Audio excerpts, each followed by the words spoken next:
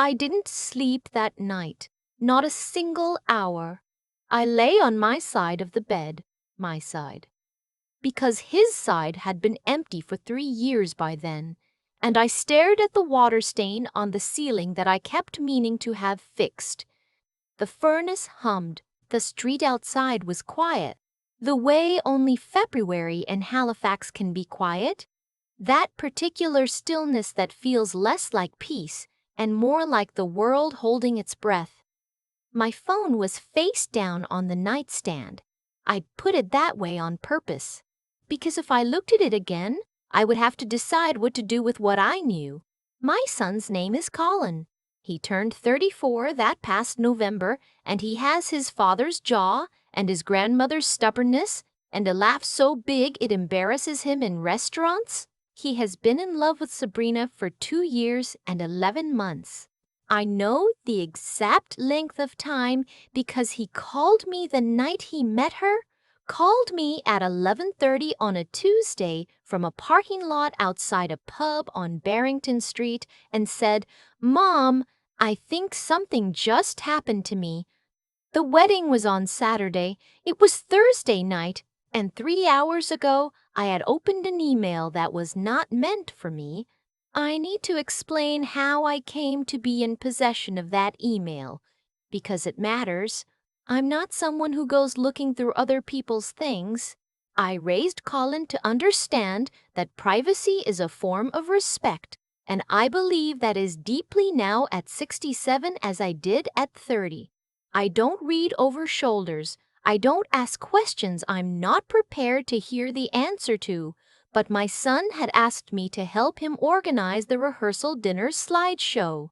He'd put all the photos in a shared folder on his laptop, and he'd left the laptop at my house Wednesday morning before he drove out to Dartmouth to pick up his groomsmen from the airport. He said the password was written on a sticky note inside the kitchen drawer, which was exactly the kind of thing Colin would do, and I smiled when I found it, that untidy little scrap of paper, because it was so completely him. I was going through the folder, arranging the photos in order. Childhood pictures, university years, the trip he and Sabrina took to PI 2 summers ago when the laptop made a soft chime. A notification. I wasn't trying to read it.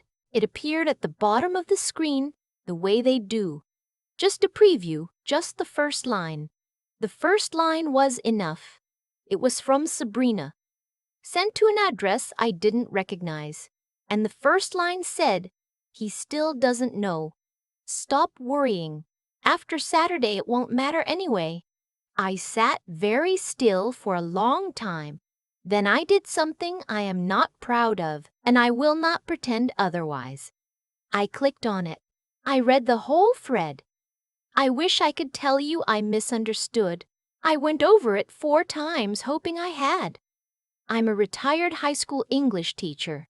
I spent 31 years teaching people how to read carefully, how to look for what a text is actually saying versus what you want it to say. I was not misreading it. Sabrina had been seeing someone, not currently, or so she said in one of the messages, but for 8 months the previous year. The person she'd been messaging was the other man.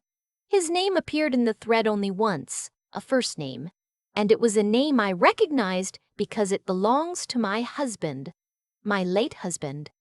My husband, who has been dead since the spring of 2022. Except he wasn't dead yet when this happened. The affair, if that's what you call it, had taken place in the year before he got sick. He died in March. The email thread was time-stamped the previous May, the previous July, the previous September. The last message in the thread from Sabrina said she'd ended it, that she felt sick about it, that she was going to be a good wife to Colin, and that this chapter was finished. The other person, my husband, had not replied to that last message. He never replied to anything after that because 6 weeks later he was in the hospital. I sat at my kitchen table in Halifax, Nova Scotia on a Thursday night in February with my son's laptop open in front of me, and I understood that my late husband had slept with the woman who was going to marry my son in 36 hours. The furnace hummed. Outside, a snowplow went by on the street. I listened to it fade into the distance. I didn't scream. I didn't cry. Not right away. I closed the laptop and I went and stood at the kitchen window and I looked out at the backyard where the snow was blue-white under the streetlight, and I thought, he is already dead. You cannot confront someone who is already dead. You cannot make them sit down at this table and explain themselves and look you in the eye while they do it. That door is closed forever, and there is absolutely nothing you can do about that. What you can do something about is Saturday. I didn't call Colin that night. I want to be honest about why. It wasn't entirely altruistic. Part of me, a part I'm not comfortable with, but I'm trying to be truthful here. Part of me didn't call him because I wasn't sure what the right thing was. And I have never in my life done something I wasn't sure about just because someone else's timeline required it. I also wasn't sure it was my information to give. That sounds like a rationalization. Maybe it is. I turned it over in my mind for most of that night. If I tell him tonight, what happens?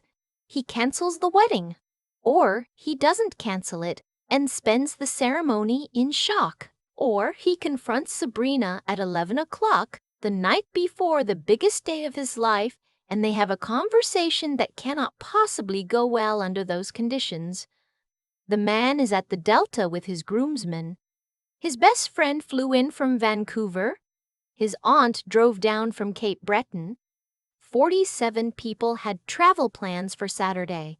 And the affair, if I can call it that, and I'm still not sure I can give it a clean name, the affair was over. It had ended. Sabrina had ended it. She had chosen Colin. She had chosen him, and she'd kept choosing him every day for a year without telling him, which is its own kind of wrong, but it's a different kind of wrong than an ongoing betrayal. I kept going back to that. I also kept going back to my husband's name in that email thread and to what that meant about the man I had shared my life with for 39 years, and to the fact that I was grieving him, am still grieving him, in the complicated way you grieve someone who turns out to be more complicated than you knew, and that I was doing all of this alone in a kitchen at 2 in the morning while the rest of the city slept. At some point I made tea. I didn't drink it. It went cold. At around 4:30 I made a decision, not about what I would say, about what I would do first. I would go to the wedding. The rehearsal dinner was Friday evening at a private dining room at a restaurant on the waterfront. I wore the navy dress my daughter-in-law, Sabrina. I still have to think of her that way. I still have to think of her that way. I still have to, the dress she had helped me pick out at the mall in October. She'd stood outside the fitting room and said, "That one, you look like someone's favorite person in that one." And I had laughed, and I had loved her for saying it. I watched her across the table at dinner. She was radiant in the way that people are radiant when they're happy, and also terrified. She caught my eye twice and smiled, and both times the smile was genuine, I could tell. Sabrina is not a skilled liar, whatever else she is, and both times I smiled back because I didn't know what else to do with my face. Colin gave a toast. He talked about his father. He said, "I wish he was here. I think he'd have a lot of opinions about the centerpieces." People laughed. I laughed. My eyes filled up, and I let them because that was allowed, that was expected, and also because they genuinely meant it, just not entirely for the reason anyone in that room assumed. I slept 3 hours Friday night. I was at the church by 9:30. St. Andrew's United in the South End. Colin had picked it because it was where my mother used to attend, and because it has those tall, clear windows that let the winter light through. in a way that makes the whole room feel like something kept. I'd been married there myself 40 years ago, in a different coat of paint and a different version of my life. I sat in the front pew and I watched my son wait at the altar. He was nervous. He kept touching his tie. His best friend leaned over and said something, and Colin exhaled, and his shoulders came down half an inch. I know my son's body the way I know my own handwriting. I know when he's frightened. I know when he's trying not to show it. He was so happy. That is the thing I cannot get past even now.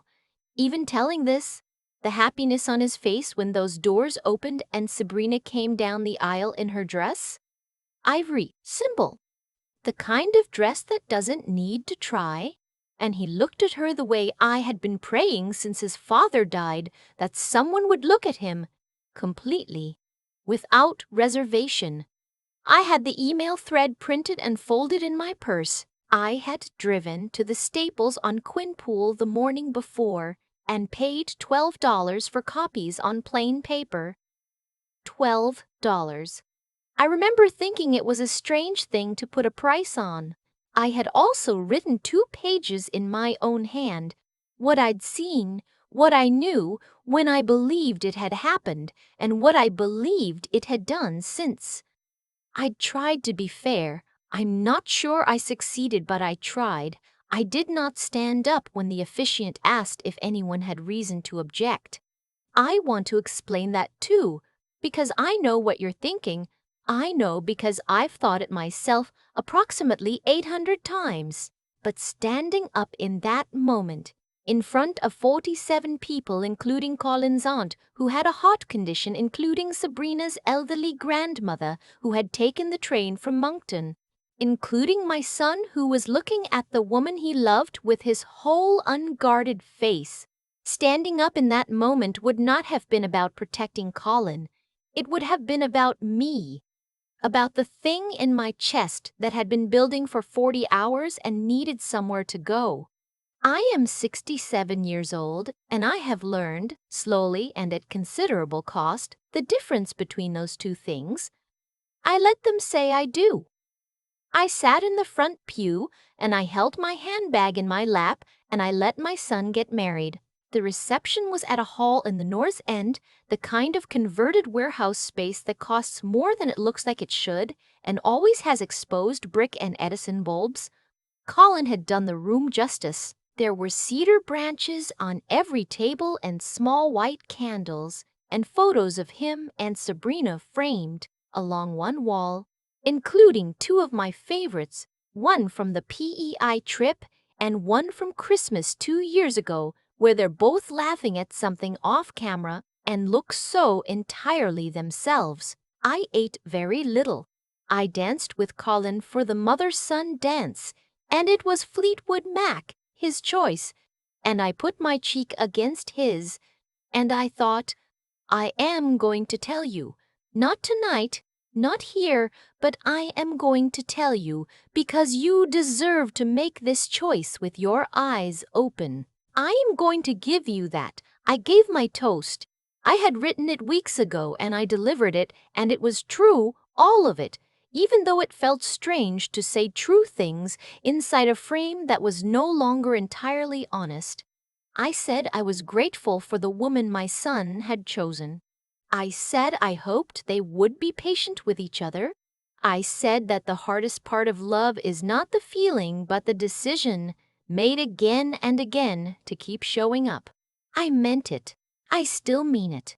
Even now, after the first dance, after the cake, after the speeches were finished and the DJ had taken over and the room had softened into that loose end-of-night energy, Sabrina found me at my table. She sat down across from me. She had a glass of champagne. She looked at me for a moment before she spoke, and then she said, I need to ask you something. I waited. She said, Did you find something on Colin's laptop? I looked at her for a long time. Yes, I said. She closed her eyes. When she opened them, they were full. But she didn't cry. She said, "I've been carrying this for a year. I didn't know what to do with it. I didn't know I didn't know if telling him would help him or just hurt him worse about his dad." She stopped. "He adored his dad." "I know," I said. "So did I." We sat there for a moment with that between us. "I ended it the moment I understood what kind of man he was," she said. "I don't expect you to believe that, but it's true. I thought about the emails. I thought about the timestamps. I thought about the fact that my husband never replied to her final message, and I have to believe, I am choosing to believe, that the silence was its own kind of shame." "I believe you ended it," I said. "That's not the same as saying this is fine." "No," she said. "It's not fine." "I know it's not fine." I reached into my purse. I put the folded papers on the table between us. "Colin is going to read these," I said. "Not tonight. When you get back from your honeymoon, I'm going to tell him that I need to talk to him, and I'm going to give him these, and that conversation is going to happen. I'm not keeping this from my son." She looked at the papers for a long time. She didn't reach for them. She nodded. Once, slowly. "Okay," she said. "I'm not doing this to blow up your marriage," I said. "I'm doing it because he has the right to decide what to do with the truth." "That's his right, not mine, not yours. His." She said, "I know." We didn't say much after that. The DJ played something loud and everyone drifted back onto the floor, and my son came and found us and said, "What are you two conspiring about?" with that grin of his father's grin, and I said, "Nothing, sweetheart. Go dance with your wife." He went. They were in Cuba for 10 days, Colin and Sabrina. Veradero all-inclusive, the kind of trip you book when you're young enough to think the sun will always cooperate and old enough to have the money for decent seats on the plane. He sent me photos: beach, sunset, some kind of cocktail in a carved pineapple. I sent back heart emojis because I'm 67 and that's the language I've learned. I didn't sleep well while they were gone. I cooked too much and ate too little and went for long walks along the waterfront in the February cold and thought about my husband. I have been thinking about him differently since that night. It is not a comfortable process. 39 years is a long time to understand someone, and the understanding I thought I had has developed a crack in it, and I don't know yet whether that crack goes all the way through or whether it's the kind of thing you can live with, the kind of thing you learn to see as part of the whole shape of a person rather than a fracture that invalidates everything else. He was a good father. That part I don't doubt. He was difficult and impatient and funny and occasionally infuriating, and he never once missed one of Colin's hockey games from Bantam all the way through midget, even when he was working 12-hour days, and he held my hand in the hospital at the end and said, "I'm sorry for every time I wasn't enough." And I said, "You were enough," because I meant it. I still meant it even after. I just mean it differently now. I told Colin the morning after they got back.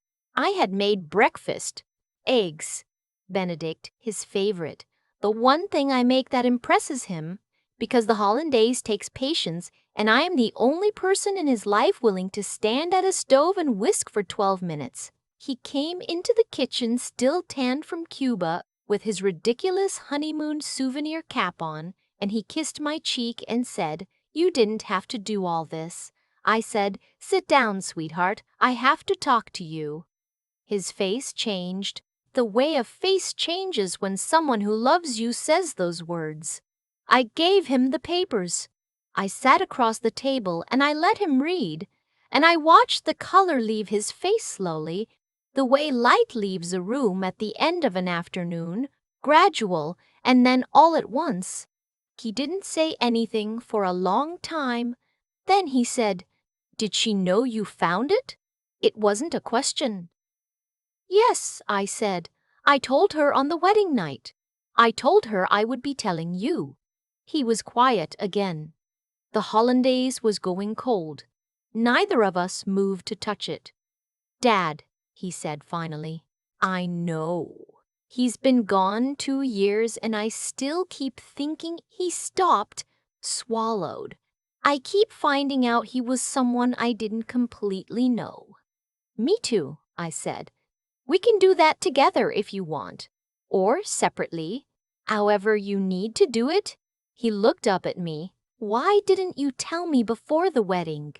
I had thought about how to answer this question for almost 2 weeks. I had tried 4 or 5 versions. In the end, I told him the truth, because I needed to know whether I was telling you for your sake or for mine, I said. And I wasn't sure yet, so I waited until I was sure. He thought about that. He nodded very slowly. I don't know if he agreed with me or if he was just absorbing it. I didn't ask. We sat at the table for a long time after that. He cried a little, which Colin almost never does. That tight, silent kind of crying that he's done since he was a boy, when something hurts too much to say out loud. I reached across the table and put my hand over his. He didn't pull away. I don't know what will happen to Colin and Sabrina's marriage. I want to be honest about that too. I don't know. They are talking.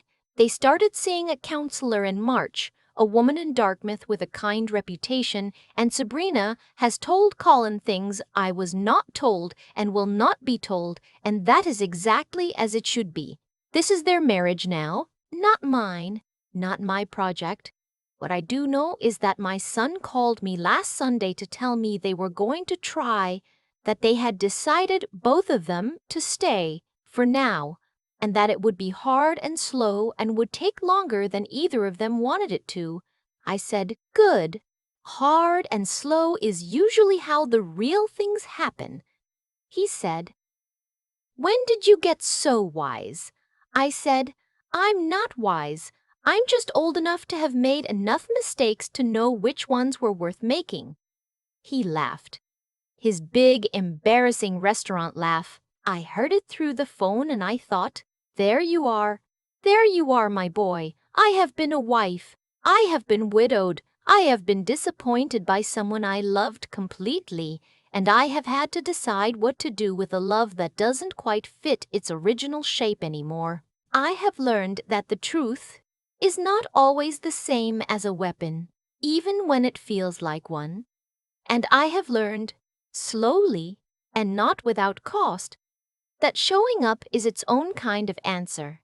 Even when you don't have the right words, even when you're not entirely sure you're doing the right thing. I'd still have the water stain on my bedroom ceiling. I keep meaning to call someone about it.